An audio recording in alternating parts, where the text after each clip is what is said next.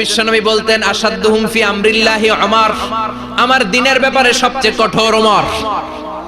বিশ্বনবী বলতেন আমার পরে কোনো নবী নাই, কোনো রাসূল নাই, তবে আমার পরে যদি কেউ নবী হতো আমার ওমর নবী হয়ে যেত।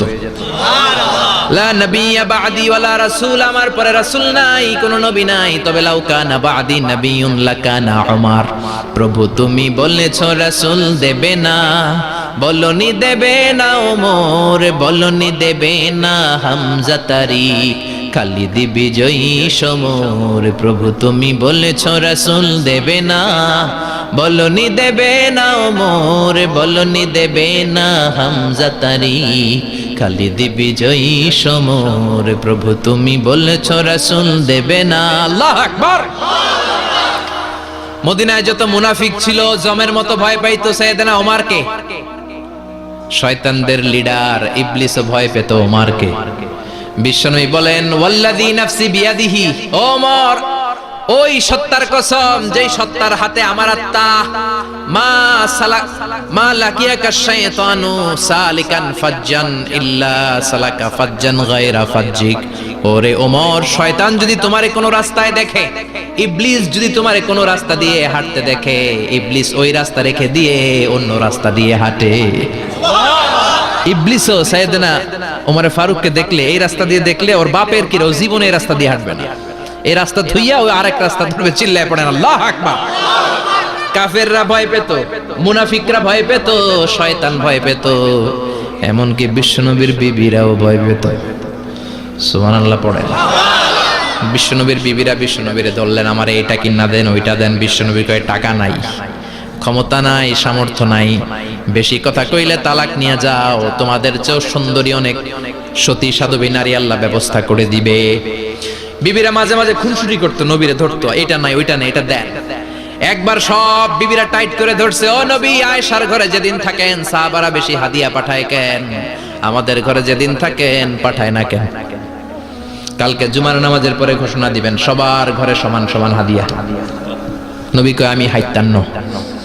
ও মিয়া, কে হাদিয়া দিবে, কটুক দিবে, এটা কি ইমাম সাহেবের কাজ? ইমাম সাহেবের বাসায় কে কোন দিন কি খাওয়াবে, কি গিফট দিবে, এটা তো কে যে গিফট দিবে তার ব্যাপার।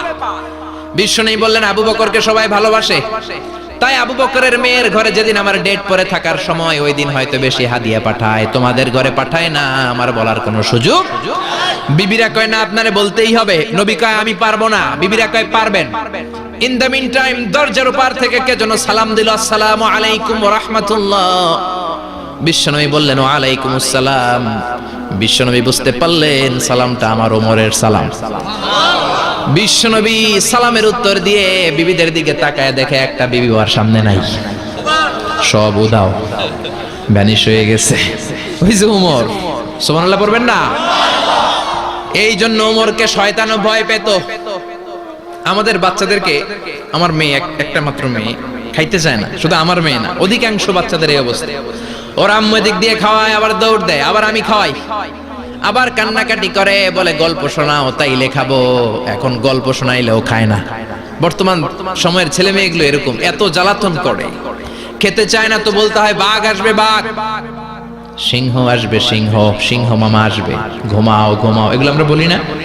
বড় দোষী তো আপনারা কি বলেন? বাচ্চা যদি না ঘুমায়, না খাইতে চায়, এগুলোই তো বলে। বাঘ আসবে, বিড়াল আসবে।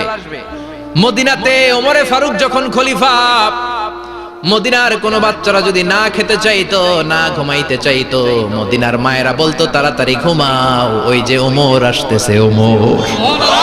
আল্লাহু আকবার। কি শাসক ছিলেন সাইয়েদনা ওমর! সবাই সমান, উনার বিধান, উনার রীতি সবার জন্য সমান।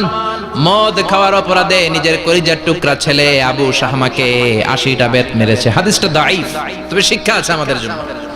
80টা বেত মেরেছে। এক রাওয়ায়াতে পাওয়া যায় বেত মেরে ছেলেটাকে আহত করে ফেলেছে, আর এক রাওয়ায়াতে পাওয়া যায় পিটাতে পিটাতে ছেলেটাকে দুনিয়া থেকে শেষ করে ফেলেছে। ছেলের মুখে গন্ধ পেয়েছে। আর শরীফতা খামরান, কিরে মদ খাইছস? কয় না বাবা, শরীফতু নাবিজ, আমি নাবিজ খেয়েছি। নাবিজ খাওয়া যায়। নাবিজ হচ্ছে রাত্রিবেলা আরবরা দুধের মধ্যে শক্ত খুরমা ছেড়ে দেয়। 1 কেজি দুধের মধ্যে 10টা শক্ত খুরমা ছেড়ে দিলে সকালবেলা দুধের কালারটা সাদা থাকে না, শক্ত খুরমার রস টেনে ওটা লাল হয়ে যায়, খেতে বড় মজা, এটাকে বলে নাবিজ। কিন্তু সকালেই খেতে হবে। ওইটারে যদি 3 দিন জমায়ে রাখেন, 4 দিন জমায়ে রাখেন, ওইটাও গাঞ্জা হয়ে যাবে, ওইটাও তারি হয়ে যায়, মদ হয়ে যায়। সাইয়েদনা ওমরের ছেলে এই কাজ করেছেন, একটু তারির স্বাদ নেয়ার জন্য 4 দিন রেখে দিয়েছে। সাইয়েদনা ওমর বললেন, কি খাইছস? কয় মদ খাই নাই। নাবিজ খাইছস? এদিকে আয়। ইফতাহ ফামাক, মুখ খোল। হা করার পরে মুখের সামনে নাক নিয়ে গন্ধ দেখে, মদের গন্ধ, কলারটা ধরে মসজিদে নববীতে নিয়েছেন। ইন দা মিন টাইম মসজিদে নববীতে জোহরের নামাজ হয়।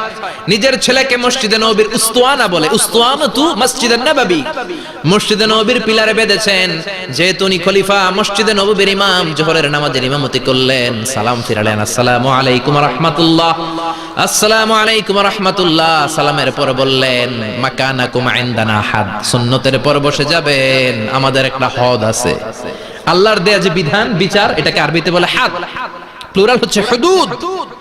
আমাদের হুদুদ আছে, মানে গুরুদণ্ড আছে, বসবেন। হাজার হাজার মানুষ সবাই ওযু করে যখন ঢুকতেছিল, দেখে আবু শামা পিলারে বাঁধা। সবাই তো আশ্চর্য, কি আজীব তামাশা, প্রেসিডেন্টের পোলা বাঁধা। নামাজের পরে বাইরে আসার পরে হাজার হাজার মানুষ তাকিয়ে আছে। কানাঘুষা শুরু হয়ে যায়। সবাই বলে, কি হয়েছে? ওমর কয়, আমার টানাটানি করা যাবে না। এই যে থামেন, এখন টানলে কি হবে আমি জানি, খুব বিশৃঙ্খলা হবে। দাঁড়ায় শুনেন, দাঁড়ায় শুনলে ডবল সওয়াব। আমি চলে গেলে এরপর আপনারা টানাটানি করে ঢুকেন। কথা শুনতেছেন তো? মনোযোগ আছে? লোকদের মধ্যে কানাঘুষা। প্রেসিডেন্টের ছেলে, কেউ কয় ওমর মনে হয় মারবে না, যেহেতু নিজের ছেলে তো একটু ধমকি টমকি দিয়ে ছেড়ে দিবে। কেউ বলে, না ওমর তো এত সহজ মানুষ না, মদের বিচার তো 80টা বেদ, মনে হয় 40টা মারবে। কেউ কয় না, 80টাই মারবে। ওমর চেয়ারে বসে জল্লাদরে ডাকলেন, বললেন, ইবদা বিসমিল্লাহ, নে চাবুক শুরু কর। বাইতুল মাল থেকে শক্ত সাইজের একটা চাবুক আনবি। জল্লাদ চাবুক এনে দাঁড়ালেন। ওমর বললেন, ইবদা বিসমিল্লাহ, শুরু কর। জল্লাদ মারতে শুরু করেছে। ওয়াহিদ, ইতনাইন, তালাতা, 3টা মারার পরে এক থাপ্পড় মেরে জল্লাদকে 3 হাত দূরে ফেলে দিলেন। ধমক দিয়ে বললেন, তুই চাবুক মারস নাকি চাকরি বাঁচাস?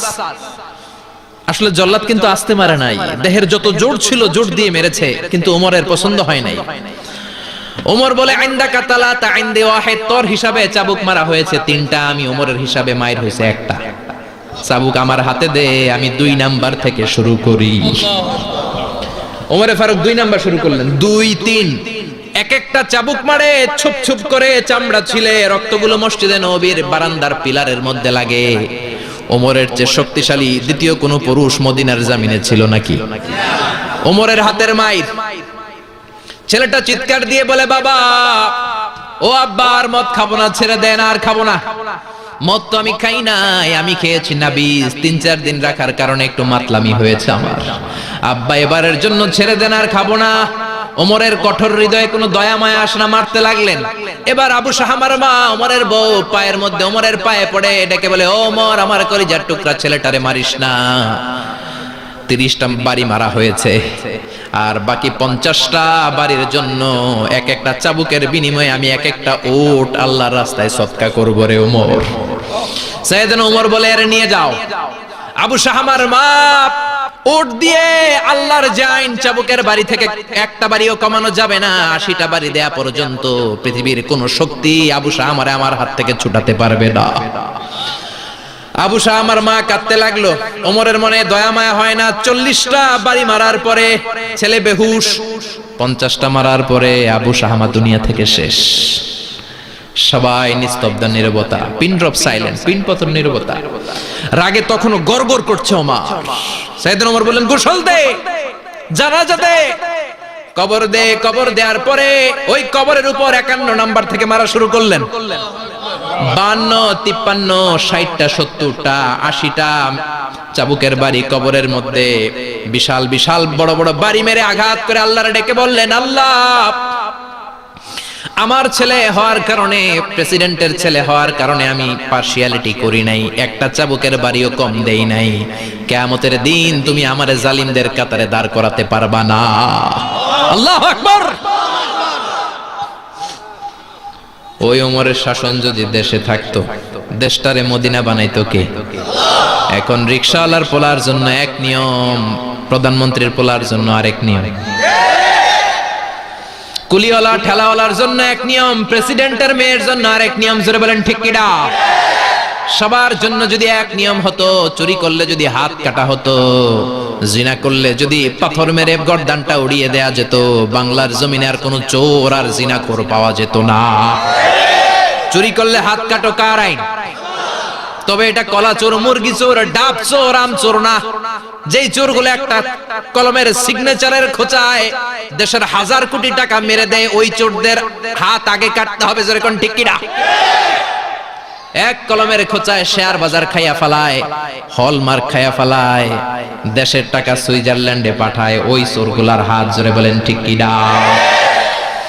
এজন্য বিশ্বনবী বলতেন, আসাদুহুম ফি আমরিল্লাহি উমর। আল্লাহর দ্বীন বাস্তবায়নে সবচেয়ে কঠোর সাহাবী ছিলেন উমর।